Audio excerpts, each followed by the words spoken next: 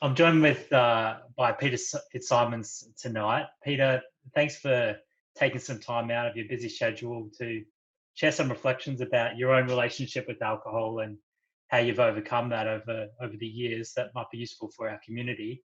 Perhaps I could go back and maybe you could take me through earlier in life. You know, what was your relationship with alcohol like before you gave it up? I grew up in a house where Dad was not a teetotaler, but he would never have beer. He would have shandy, which was lemonade mixed with beer, and about half half. And I must have been about 12 years old before Dad gave me a sip. And I remember we were at a friend's of his. He went with his name was Sandy Armstrong, and he was a guy Dad fought with in the war, and he was very well to do. And as a family, we visited there one day, and Dad had a shandy, and he said, "Would you like a sip, Pete?" Which was sort of the right way, in a way of, this is no big deal, but it's just, something to try. And, when you're 18, but anyway, look, I had a sip. And I must say, it tasted like heaven. It was the sweetness of the lemonade, the mixed with the alcohol, I guess, in the beer. And I just remember sipping it and going, wow, as opposed to coffee. The first time, about the same age, I would have had a sip of coffee for the first time and hated it. But shandy was great. So then I wouldn't have really had much alcohol again until maybe 16 or 17, first going to 21st birthday parties of my older brothers and sisters and so forth.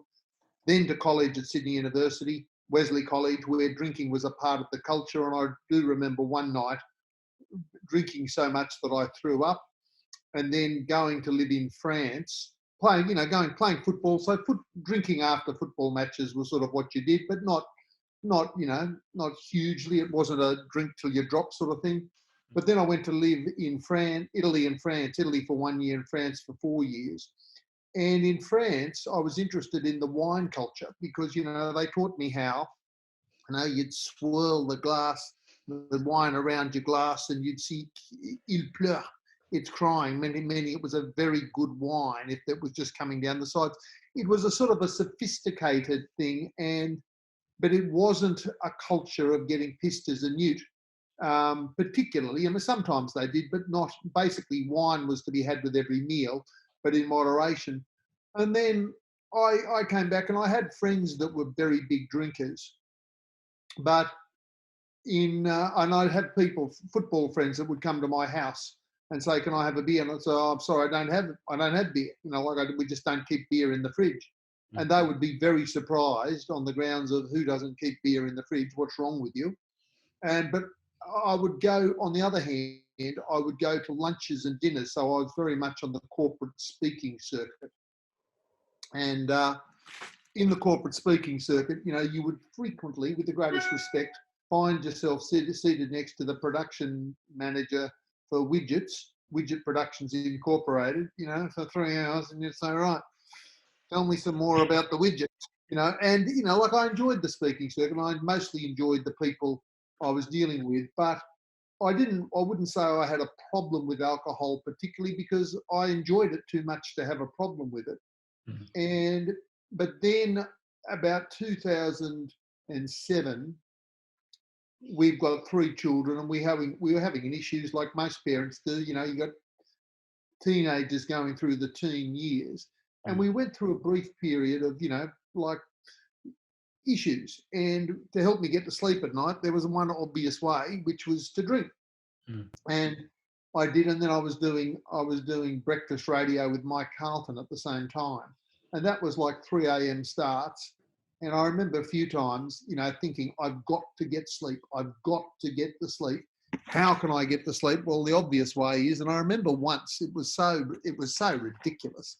I loved, and I still do, playing basketball. And I remember playing basketball, finishing at 10 o'clock, having a quick shower at the stadium, going back to sleep in my office at TUE, absolutely being wired from the basketball, knowing I had to get up in 4 or 5 hours. And I remember, well, there's one way, and I knocked back a bottle of wine without thinking about it. And because I was on the professional speaking circuit, I frequently used a driver. So to speak in Canberra, for example, I learnt very quickly that flying to Canberra back and forth was hopeless because there was just so much time lost. By having a driver, I could, for the same amount of money, for the client, I wouldn't be having a hotel. I didn't have to fly back and forth. I didn't have to get back and forth from both airports. And by having a driver, I can drop right all the way, drink big there, and drive, and he'd drive me back. So I never had trouble with blue flashing lights of drink driving or anything. So, everything conspired in many ways to turn me from a moderate drinker to a big drinker, but not really. I still wouldn't have said I was a problem drinker, although my wife would make the point that when I had a lot of grog in me, she would say her line was, I just cared less. I was not as a bit numb. Yeah, but I wasn't as caring to her. And the thing was, I loved it. I really enjoyed. I loved the feeling of a full belly of wine. But really, what turned me around were, a couple of things. One was, on a couple of occasions, I made a complete dick of myself. While I had wine on board, and sobering up. That was one thing. Sobering up. I think, Jesus, I was being a complete dick there. What was that wine? Another one was, I had a furious blue with a family member, which didn't get to pushing or shoving or anything like that. But it was about 3 postcodes over from that, and I was angry, really angry, and it would all calm down very quickly. But afterwards I looked back on it and I thought, wow, that could have, if I'd moved 3 postcodes further on and the family member had moved 3 postcodes further on, that could have been ugly. And I thought, well, what was that? And the answer was, that was not me. That was the alcohol.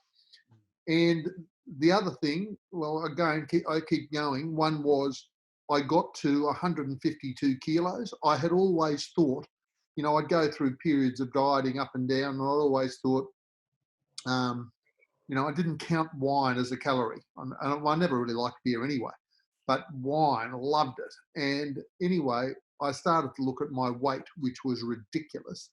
And anyway, the magic day came that somebody pointed out to me, or I read it, that 1 bottle of wine equals 1 Big Mac. And you never think about that. So I would go to lunch in Sydney's restaurant, Machiavelli's, frequently having, lunches on the Republic or lunches in Sport or whatever, or with friends.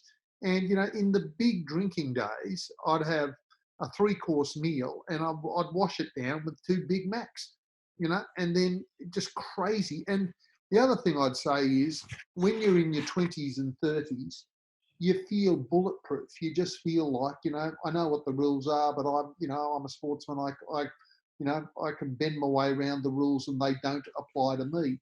And as you get older and wiser and you start to look at things, you realise they do apply to you. And so I'm building up to, and Lisa, and so my wife Lisa a few times would say, look, you've got to limit your drinking. And so I'd give up, and I'd give up for 4 or 5 days at a time and not miss it particularly. But the thing was, there's a line I read somewhere where they said, but if you're a big drinker, you're doing one of 2 things. You're drinking up big, or you're looking for the next opportunity to drink up big. So you'd go to lunch with people you might not necessarily be inclined to lunch with, or go out for dinners, because you can get on it.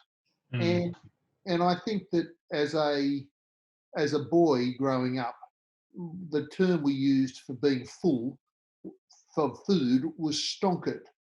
And I don't think people use the word stonkered anymore. I'm stonkered was, I'm really full of food. But there was a notion as I was growing up, when I sat at the table, because I went from being, 3 foot tall to 6'6", or from the age of 5 to the age of 25, I could just keep eating everything I liked, be stonkered at every meal, and I was just getting bigger and stronger. And it was only in my later 20s that, instead of getting bigger and taller and stronger, I'm going wider. But so there was the notion that a meal was not a meal unless you were absolutely full.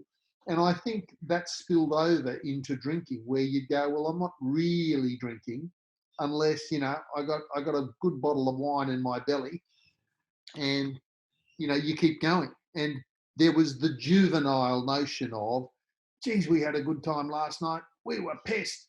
You know, you think you were pissed. You think you had a good time. You know, we were blind.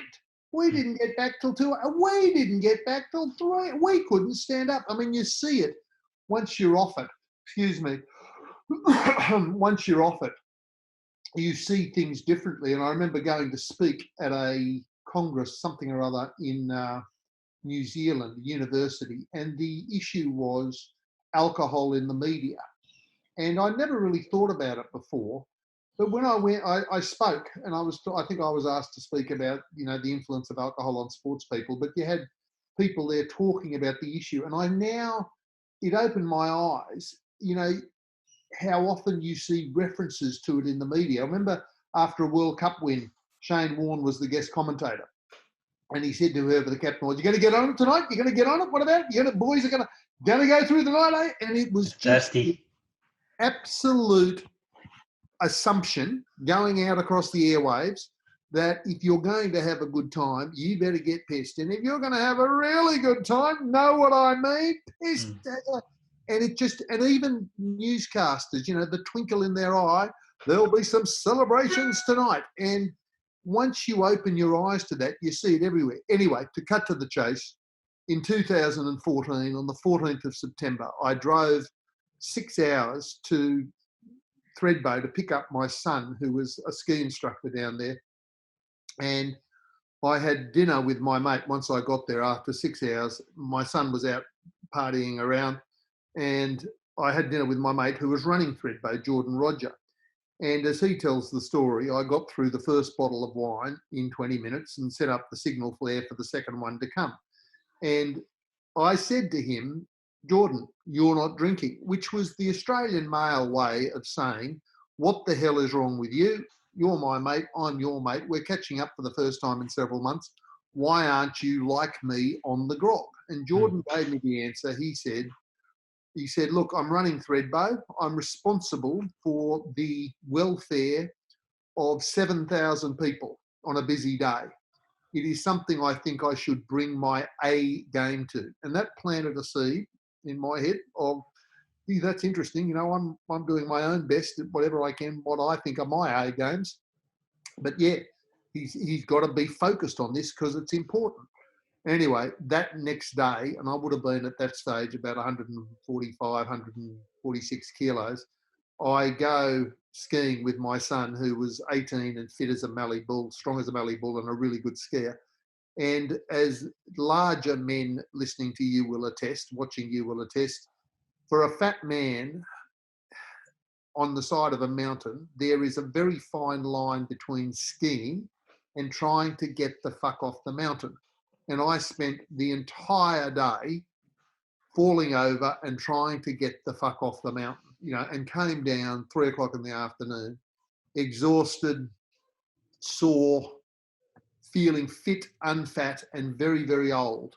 And so that night I did the most obvious thing of all. I probably had 3 bottles of wine and loved it. But that night I thought, well, as I was drinking my wine that night, I thought, right, this is seriously it. I've got to do something and I've got to get off the grog. And so the next day I woke up, you know, and I never really used to have hangovers particularly, which is probably one of the reasons I drank so much. But the next day, driving back to Sydney it was easy, you know, like I was, you know, there was no drinking opportunity. I got home, and by this point, I was used to having wine in the fridge, you know, that kind of thing. And Lisa would probably hear the clink of glass and, you know, wine going into a glass. And if she'd ever challenged me, I'd say, "Listen, I'm working 7 days a week here. Can you give me a break? I want a drink. I'm an adult. I know what I'm doing. Off my case. Thank you." And so on the Sunday I get back, felt like a drink, didn't have it. Monday didn't have it. And I didn't make, I don't think, any big announcements to Lisa like I previously had. I'm off the grog, but I just got on with it. Anyway, again, to cut to the chase, I'd stayed off it the whole week, and the following Saturday night came the moment. I was at my son's 21st. We're up on the farm. Everybody around me was pissed. I had stayed off it. I had the champagne in the glass and I lifted it up and I said, Here's to Jake. He's true blue. Everybody raised their glasses.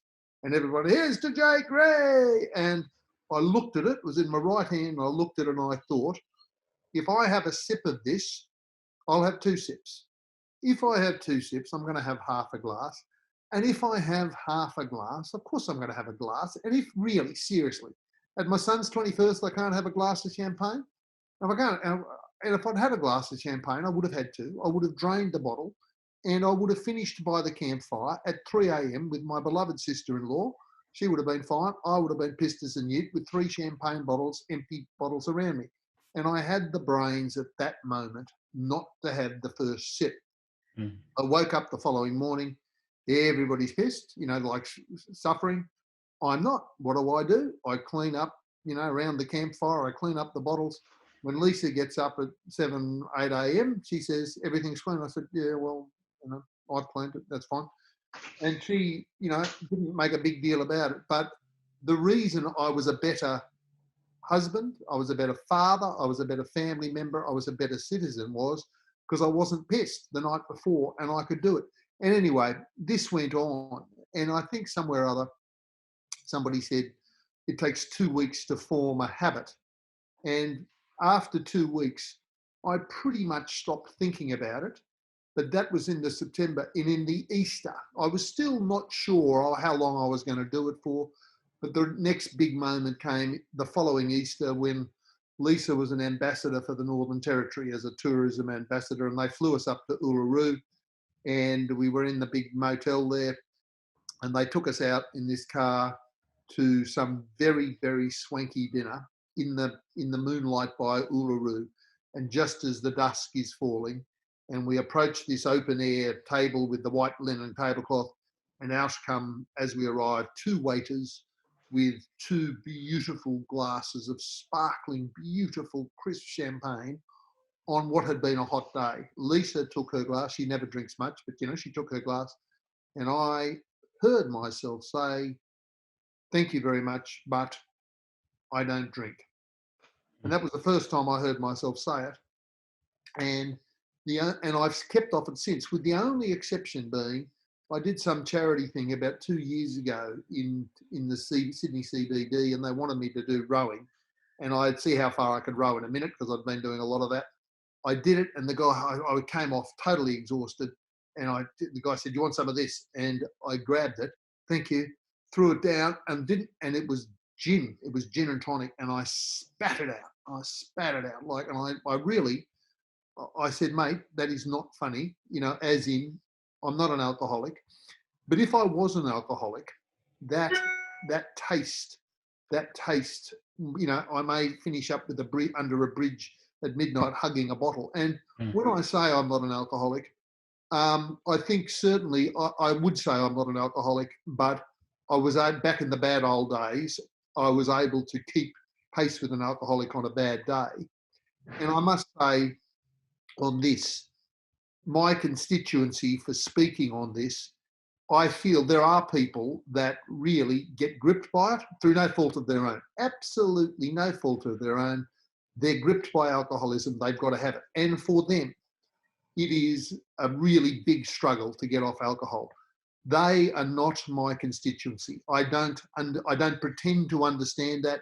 And my best advice on that is, if that describes you, see professionals, see people who are absolutely in that field.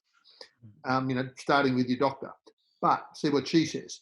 But for me, my constituency, for what it's worth, are people like me, mostly blokes, who are big drinkers. And my simple message is this: moderation. People say just be moderate. Okay, I get that. Thanks, Scoop. Oh, really? Is moderation the answer? Gee, you hold the front page, I'll put the kettle on. We're going to pull an all-nighter here. Of course moderation is the answer. Of course that's the answer, if you can do it. But most big drinkers don't understand moderation. I still can't, it was interesting the pressure I was under from friends at dinners and lunches to say, come on, you can just have a glass, there's no problem there. And the answer is thanks, but no, because it took me 52 years to understand myself, to know, and here is the key thing for people like me, understand this. It is easier to be abstinent than to do moderation. I would go to, when I was trying to limit my alcohol intake, you'd go to lunches and dinners and you'd think, I'll just have one glass, I'll have 2 glasses or whatever. And that headspace of, oh, geez, this is good. Geez, I'll maybe just have another one, and you'd hate yourself for having another one, but you'd have 3 and you'd finish the bottle, when you were being moderate. If you weren't being moderate, you'd have 2 or 3. And for me, what I enjoy now, when I go to lunches and dinners, and the family gathers up at our beach house at Christmas, where, I used to be the biggest drinker there. And now there's a bit of drinking going on around me, but it doesn't enter my head. I don't think about it. I'm not missing it. I don't drink. What I do drink is gallons, and I mean gallons of black tea. So my brother-in-law said to me a long time ago that what he most missed about smoking was doing stuff with your hands, Mm. And it was a nice sort of thing you'd do with your hands as you were talking to people or writing or the ritual of it. The ritual of it. And so for me, I understand that. So when I'm at public functions, which is frequently, or I'm at dinner parties, which is frequently, before the plague descended, I was at dinner parties a lot. I would just have a silver teapot, and I just keep filling it up with tea. And that thing of, doing something with my hands, drinking, I like tea. I love tea. And here's the other thing, tea, no calories whatsoever. And people say you can drink too much tea. Too much tea is bad for you. And they're probably right, but against what the alcohol was doing for me. Anyway, so the good news is I used to be 152 kilos, feeling like an old man. I'm now, as of today, 115 kilograms. I'm in the top 1% of my age group. I'm 58 years old. When I do the thing with my doctor where they put you on the treadmill and they check your pulse and your blood pressure and all of that, I've got a metabolic age of 41.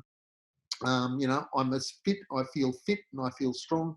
Famous last words. But I don't think I'll pick up alcohol again unless if I went to the doctor and he said you've got a tumour or something, you've got 6 months to live or a year to live. I think my first port of call would be the local bottle shop, and I'd buy them out of Chardonnay or something, because I used to like that. And 2 other things I'd say. One of my sons said to me a great line: "It's a better Saturday night with grog. It's a better night with grog. It's a better life without." Mm. And that encapsulates the approach. I absolutely understand the virtues of grog on a night, but ultimately it's a much better life without. I'm so much more productive. I'm so much happier. I was never unhappy with grog, but I'm a better husband. I'm a better father. I do a lot better work. I wake up fresh and ready to go. What am I now? 20, 30, got 3, carry 1, subtract 2. I'm 37 kilos lighter than I used to be, because I'm not swilling, max down the throat. That's what it's like. And so for me, that was the breakthrough.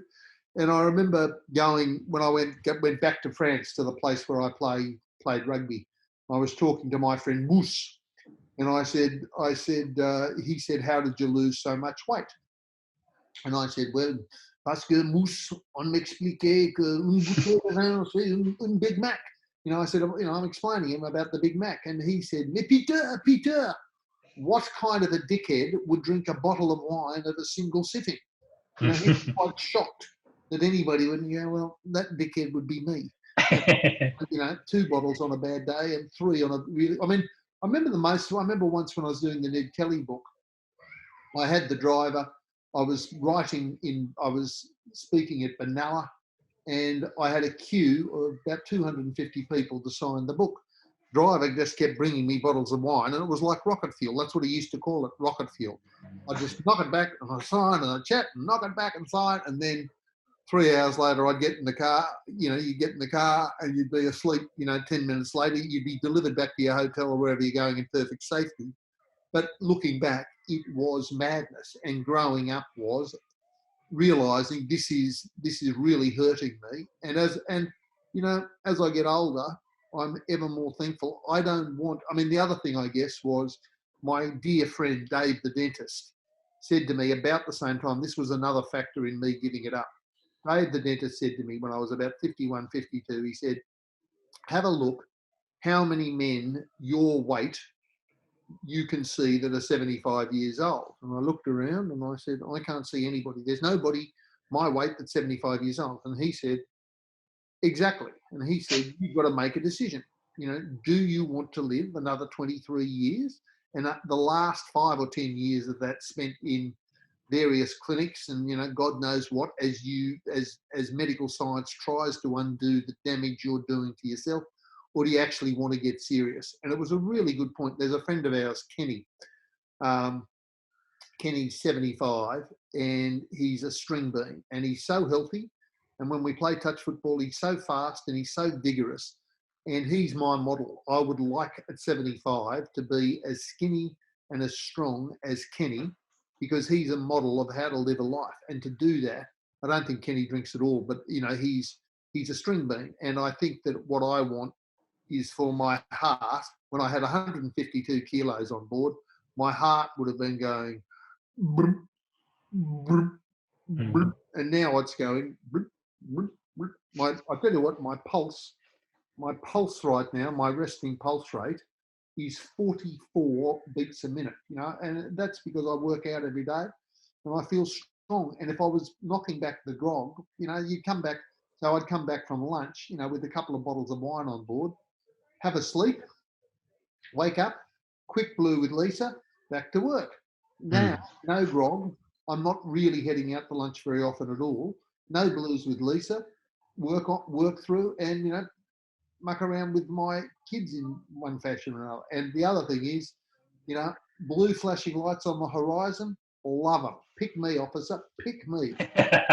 3 Easters ago, I was picked 3 times in 50 kilometres and was delighted every time. Peter, I know I haven't got you for too much more time, but I do want to ask you. I know you spent a career writing about Australian culture. You've dug into the history of this place, and alcohol has always played a central role in many ways, or the narrative goes that we have an excessive drinking culture.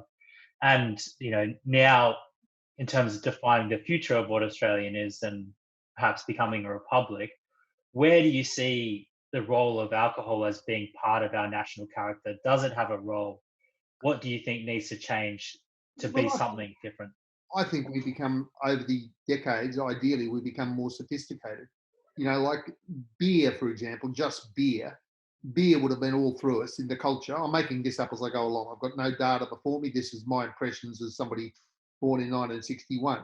But beer seemed to be everywhere in the 1960s, and wine was a rarity. And then we got flag and wine in the 70s and 80s. And I imagine there must still be flag and wine, but not nearly as much as there used to be. Is that fair, do you think? And so now, I don't have the data before me, but I'd imagine the percentage of beer drunk would have fallen from 80% to 30 or 40%, and that's overtaken by wine. Partly why, we've got a more diverse palate than we used to be. It's not just beer, but it's beer and wine. But I would also say that as we get more sophisticated and we understand it more, the notion of a good night equals wine, a great night equals being pissed as a newt, actually we mature up a bit and go, actually, a good night is, I don't know. I mean, I'm about to say I'm not a wowser, but in many ways, the irony is when I was 24 or 25, my definition of a dickhead would have been a non-drinking, non-smoking, monogamous bloke who worked hard, who went to the gym all the time. That would have been my definition of a dickhead. Hello, present. At 58, I'm a non-drinking, non-smoking, monogamous dickhead who works hard, and goes to the gym. Well, I used to go to the gym. I can't go to the gym anymore because of the plague, but I would be, I'd work out every day, and I like it. And so, I'm really glad that I got to living like that in my early 50s. If I'd left it much later, it would have been much harder to undo the damage. But again, I don't know. I'd say there'll be the nature of this kind of thing is if you've still got people watching this, we must be 25 minutes in. Ideally, they're into what I'm saying. Here's my final bit of advice or whatever. But the wonderful thing for me, and I'm not a medical professional, okay? I am not a medical. I'm speaking only from my experience. But I have noted that you can spend decades abusing your body, drinking too much, smoking too much, and eating too much. The happy news is when you get serious, your body's an elastic band. It actually wants to go back to its normal shape, the shape that it's meant to be. And it doesn't take decades of working out and not smoking, not drinking, not eating to get back into shape. It really takes a few weeks, a few months. Give yourself the chance. But the key is this. Think of the moment, get off it tonight, get through tomorrow, and then get in the rhythm of not drinking, and then look for the moment, because the moment's going to come. It's going to be Jenny's birthday. It's going to be your parents' golden wedding anniversary. It's going to be Johnny's leaving the office after working here for 30 years. There's going to be the big moment that's coming when everybody will be screaming, this is the moment to drink. This is the moment. And that's the point. You got to look at it, and you got to understand yourself. If you have the sip, you'll have two. You'll have the da. Just give it a go, mate. Give it a go where you stay off the grog for 2 weeks to the point that you stop thinking about it. And it's when you stop thinking about it, everything starts to come good. And if you can get to that, I suspect the major problem you'll have is the major problem I have. Too many brownie points. I have so many brownie points from my wife. I don't know what to do with them. And even when I continue to stuff up in various fields about, doing this or not doing that, or being a lazy bugger around the house, whatever, even when I stuff up, I'm able to say, listen, at least I'm not a fat pisshead anymore. Yeah, you're right. Well, at least you're not a fat pisshead anymore, and you can use those brownie points to cover for your other deficits. Some great advice there, Peter. Thank you so much for sharing your insights with us. Good luck. Thank you very much.